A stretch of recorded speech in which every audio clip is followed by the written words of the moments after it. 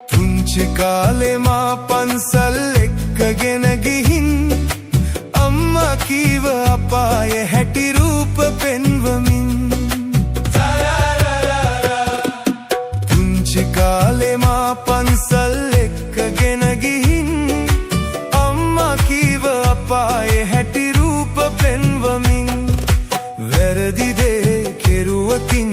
එහෙම වෙනවමයි මගේ පුතා එහෙම නෑ හොඳ පුතෙක්ම වෙයි අම්මා කී